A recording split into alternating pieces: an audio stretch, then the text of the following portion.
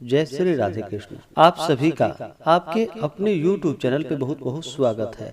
आइए आज आप सब सुनेंगे जितिया व्रत की कथा। इसे जीवित पुत्रिका व्रत या ज्योतिया व्रत के नाम से भी जाना जाता है। आप सभी भक्तों को जीवित पुत्रिका व्रत की ढेर सारी शुभकामनाएं। आप सभी के जीवन में प्रभु की कृपा से आप सभी को सभी प्रकार के सुख और समृद्धि की प्राप्ति हो। जीवित पुत्रिका का व्रत जो कि हर वर्ष आश्विन माह के कृष्ण पक्ष की अष्टमी तिथि के दिन जीवित पुत्रिका का व्रत किया जाता है। इस व्रत को स्त्रियां जो कि अपनी संतान की रक्षा के लिए, संतान की लंबी आयु के लिए, सुख समृद्धि की प्राप्ति के लिए इस व्रत को रखती हैं। जीवित पुत्रिका का व्रत जो कि बड़ा ही कठिन माना जाता है। यह व्रत जिस प्रकार से छठ के व्रत में 3 दिनों तक व्रत के नियम का पालन करना पड़ता है, उसी प्रकार से जीवित पुत्रिका के व्रत में भी 3 दिनों तक नियम का पालन करना पड़ता है। जीवित पुत्रिका के व्रत में सप्तमी तिथि के दिन नहाय खाए, अष्टमी तिथि के दिन व्रत और फिर नवमी तिथि के दिन इस व्रत का पारण किया जाता है। जीवित पुत्रिका के व्रत में इस दिन राजा जीवित वाहन का पूजन किया जाता है, जो कि कुशा का बना करके राजा जीवित वाहन का पूजन किया जाता है। गरुड़ देवता का पूजन किया जाता है और जो कि जीवित पुत्रिका के रूप में स्वयं साक्षात माता दुर्गा मानी जाती हैं, तो इनका पूजन किया जाता है। शिल सियारन के नाम से भोजन आदि रखा जाता है। इस व्रत को करने की सभी जगह अपनी अपनी परंपरा है। सभी अपनी परंपराओं के अनुसार इस व्रत को मनाते हैं। तो आइए सुनते हैं जितिया जीवित पुत्रिका व्रत की कथा। अगर आप जितिया व्रत कथा आदि के लिए अन्नदान, वस्त्रदान आदि के लिए ब्राह्मण दक्षिणा देना चाहते हो, तो आप अपने श्रद्धा और सामर्थ्य के अनुसार हमें डिस्क्रिप्शन में जाकर के वहां से गूगल पे, फोन पे या अकाउंट नंबर के माध्यम से आप अपने श्रद्धा और सामर्थ्य के अनुसार हमें ब्राह्मण दक्षिणा प्रदान कर सकते हैं। तो आइए सुनते हैं जितिया जीवित पुत्रिका व्रत की कथा। तो बोलिए प्रेम से गरुड़ देवता की जय, माता दुर्गा की जय, राजा जीमूत वाहन की जय, सर्व देवी देवता की जय। बहुत समय पहले की बात है कि एक बार नैमिषारण्य के निवासी ऋषियों ने संसार के कल्याणार्थ श्री सूत जी से पूछा कि हे सूत, कराल कली काल में लोगों के बालक किस तरह दीर्घ आयु होंगे, आप कृपा कर हमसे बतलाइए। तब सूत जी बोले कि जब द्वापर युग का अंत और कलयुग का आरंभ था, उसी समय बहुत सी शोकाकुल स्त्रियों ने आपस में सलाह की कि क्या इस काल में माता के जीवित रहते पुत्र मर जाएंगे। जब वे आपस में कुछ निर्णय नहीं कर सकी, तब गौतम जी के पास पूछने के लिए गए। जब उनके पास पहुँचे तो उस समय गौतम जी बड़े ही आनंद के साथ बैठे थे। उनके सामने जाकर सभी ने उनको प्रणाम किया। तदंतर स्त्रियों ने पूछा कि हे प्रभु, इस कलयुग में लोगों के पुत्र किस तरह जीवित रहेंगे, इसके लिए कोई व्रत या तप हो तो आप कृपा करके हमसे बतलाइए। इस तरह उनकी बात को सुनकर गौतम जी बोले कि आपसे मैं वही बात कहूँगा जो मैंने पहले से सुन रखा है। गौतम जी ने कहा कि जब महाभारत युद्ध का अंत हो गया और द्रोण पुत्र अश्वत्थामा के द्वारा अपने बेटों को मरा देखकर सब पांडव बड़े ही दुखी हुए, तो पुत्र शोक से व्याकुल होकर द्रौपदी अपनी सखियों के साथ ब्राह्मण श्रेष्ठ धौम्य के पास गई और उसने धौम्य से कहा कि हे विपेंद्र, कौन सा उपाय करने से बच्चे दीर्घायु हो सकते हैं, यह आप कृपा कर हमसे कहिए। धौम्य बोले कि सतयुग में सत्य वचन बोलने वाला, सत्याचरण करने वाला समदर्श जीमूत वाहन नामक एक राजा था। एक बार वह अपनी स्त्री के साथ अपने ससुराल को गया और वहीं पर रहने लगा। एक दिन आधी रात के समय पुत्र शोक से व्याकुल कोई स्त्री रोने लगी, क्योंकि वह अपने बेटे के दर्शन से निराश हो चुकी थी। उसका पुत्र मर चुका था। वह रोती हुई कहती थी कि हाय, मुझ बूढ़ी माता के सामने मेरा बेटा मरा जा रहा है। उसका रुदन सुनकर राजा जीमूत वाहन का तो मानो हृदय विदीर्ण सा हो गया। वह तत्काल उस स्त्री के पास गया और उससे पूछा कि तुम्हारा बेटा कैसे मरा है। बूढ़ी ने कहा कि गरुड़ प्रतिदिन आकर गांव के लड़कों को खा जाता है। इस पर उस दयालु राजा ने कहा कि माता, अब तुम रो मत, आनंद से बैठो, मैं तुम्हारे बच्चे को बचाने का यत्न करता हूँ। ऐसा कहकर राजा उस स्थान पर चला गया जहाँ पर कि गरुड़ आकर प्रतिदिन मांस खाया करता था। उसी समय गरुड़ भी उस पर टूट पड़ा और मांस खाने लगा। जब अतिशय तेजस्वी गरुड़ ने राजा का बायां अंग को खा लिया तो झटपट राजा ने अपने दाहिने अंग फेर कर गरुड़ के सामने कर दिया। यह देखकर गरुड़ जी ने कहा कि तुम कोई देवता हो, कौन हो? तुम मनुष्य तो नहीं जान पड़ते। अच्छा, अपना जन्म और कुल बताओ। पीड़ा से व्याकुल मन वाले राजा ने कहा कि हे पक्षीराज, इस तरह के प्रश्न करना व्यर्थ है, तुम अपनी इच्छा भर मेरा मांस खाओ। यह सुनकर गरुड़ रुक गए और बड़े आदर से राजा के जन्म और कुल की बात को पूछने लगे। राजा ने कहा कि मेरी माता का नाम शैव्या है और मेरे पिता का नाम शालिवाहन है। सूर्य वंश में मेरा जन्म हुआ है और जिमूत वाहन मेरा नाम है। राजा की दयालुता को देखकर गरुड़ ने कहा कि हे महाभाग, तुम्हारे मन में जो भी अभिलाषा हो वह मुझसे वर मांग लो। इस पर राजा जिमूत वाहन ने कहा कि हे गरुड़ देव, यदि आप मुझे वर दे रहे हैं तो यह वर दीजिए कि आपने अब तक जिन प्राणियों को खाया है वे सब जीवित हो जाएं। हे स्वामी, अब से आप यहाँ पर बालकों को ना खाएं और कोई ऐसा उपाय करे कि जहाँ जो उत्पन्न हो वे लोग बहुत दिनों तक जीवित रहें।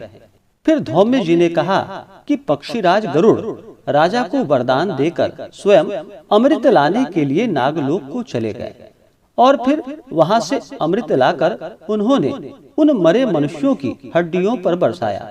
ऐसा करने से सब लोग जीवित हो गए जिनको कि पहले गरुड़ ने खाया था। राजा के त्याग और गरुड़ की कृपा से वहां बालों का सारा कष्ट दूर हो गया। उस समय राजा के शरीर की शोभा दुनी हो गई। राजा की दयालुता देखकर गरुड़ जी ने फिर कहा, मैं संसार के कल्याणार्थ एक और वरदान तुम्हें दूंगा। आज जो कि आश्विन कृष्ण सप्तमी से रहित शुभ अष्टमी तिथि है, आज ही तुमने यहाँ की प्रजा को जीवन दान दिया है। हे वत्स, अब से यह दिन ब्रह्म भाव हो गया है। जो मूर्ति भेद से विविध नामों से विख्यात है, वही त्रिलोक्य से पूजित दुर्गा अमृत प्राप्त करने के अर्थ में जीवित पुत्रिका कहलाई है।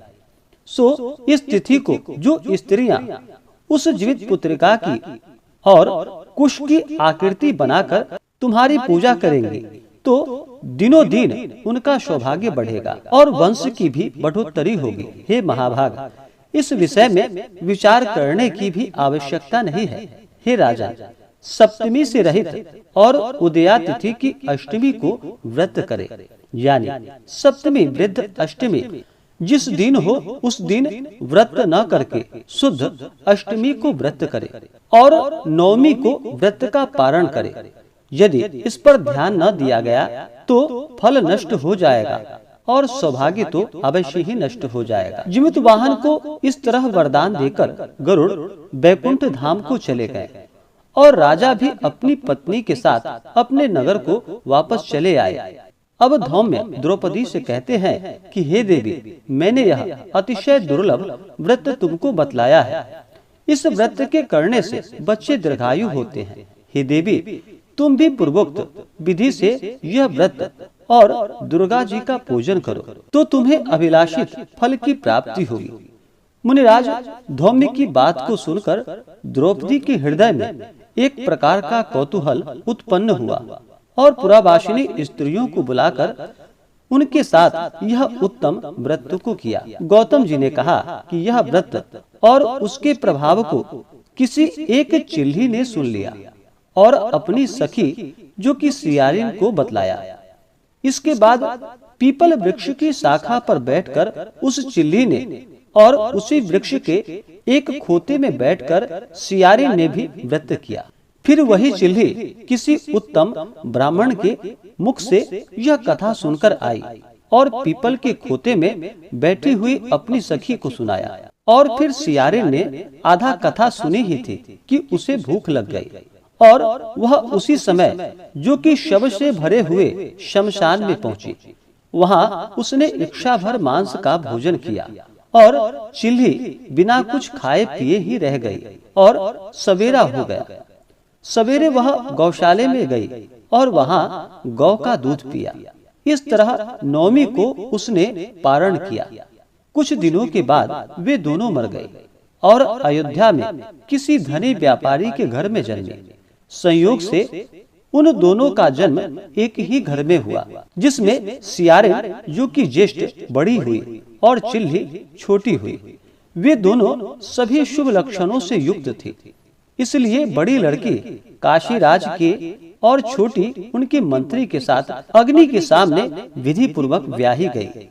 पूर्व जन्म के कर्म फल से वह मृगनयनी रानी हुई। जिस किसी भी संतान को उत्पन्न करती थी वह मर जाती थी और पूर्व जन्म की बातों को स्मरण करने वाला मंत्री की पत्नी ने अष्ट वसुओं के साथ सदृश तेजस्वी 8 बेटे उत्पन्न किए और सभी जीवित रह गए। अपनी बहन के पुत्रों को जीवित देखकर ईर्ष्या के कारण राजपत्नी ने अपने स्वामी से कहा कि यदि तुम मुझे जीवित रखना चाहते हो तो इस मंत्री के भी पुत्रों को उसी जगह भेज दो जहाँ की मेरे बेटे गए हैं, अर्थात इन्हें मार डालो।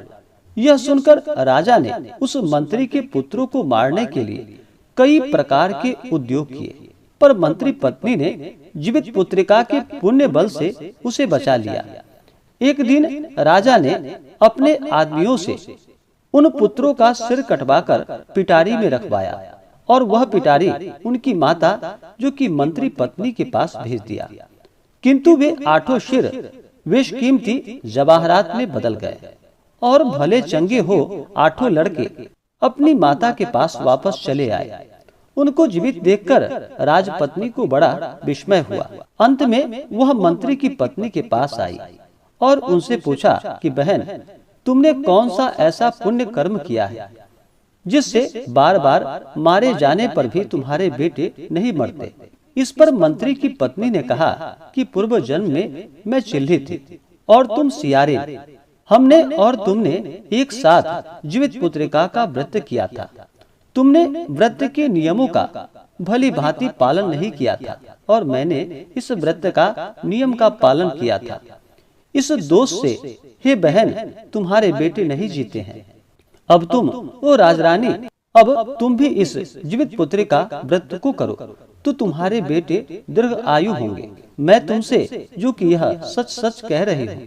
और फिर उसके कथानुसार रानी ने व्रत किया। तभी से उसके कई बेटे सुंदर और दीर्घ आयु होकर बड़े बड़े राजा हुए।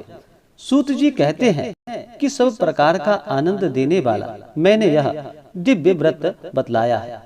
स्त्रियां अगर चिरंजीवी संतान चाहती हो तो वे विधि पूर्वक यह व्रत करें तो उन्हें पुण्य फलों की प्राप्ति होगी। तो बोलिए प्रेम से गरुड़ देवता की जय, माता दुर्गा की जय, राजा जिमत वाहन की जय, सर्व देवी देवता की जय। इसी प्रकार से जो भी नियम और निष्ठा के साथ शुद्ध और सात्विकता का पालन करते हुए इस व्रत को करते हैं, व्रत के नियमों का पालन करते हैं, तो इस व्रत के पुण्य प्रभाव से संतान की आयु लंबी होती है तथा पुत्र शोक आदि नहीं होता तथा प्रभु की कृपा से अनंत गुना पुण्य फलों की प्राप्ति होती है।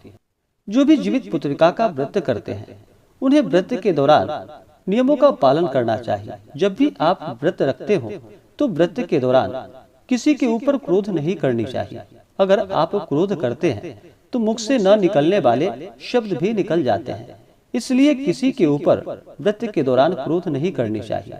अपने मन में किसी के प्रति ईर्ष्या या द्वेष का भाव नहीं लाना चाहिए। धर्म का आचरण करते हुए, ब्रह्मचर्य का पालन करते हुए स्थिर रहना चाहिए। अपने से बड़ों का सदा ही आदर और सम्मान करना चाहिए। भगवत चरण में अपना मन लगाना चाहिए और पूर्ण निष्ठा भक्ति भाव के साथ श्रद्धा के साथ इस व्रत को करना चाहिए। इससे अनंत गुना पुण्य फलों की प्राप्ति होती है। तो आशा करता हूँ कि यह जानकारी आपको अच्छा लगा हो। ऐसे ही ज्ञानवर्धक जानकारियाँ प्राप्त करने के लिए हमारे इस चैनल पे अगर आप नए हैं तो चैनल को लाल बटन दबा करके सब्सक्राइब करें, साथ में बेल आइकन घंटी को दबाएं ताकि मेरे वीडियो का नोटिफिकेशन आपको समय समय से मिलता रहे। वीडियो को लाइक करें, शेयर करें, सुखी रहें और स्वस्थ रहें। जय श्री राधे कृष्ण। धन्यवाद।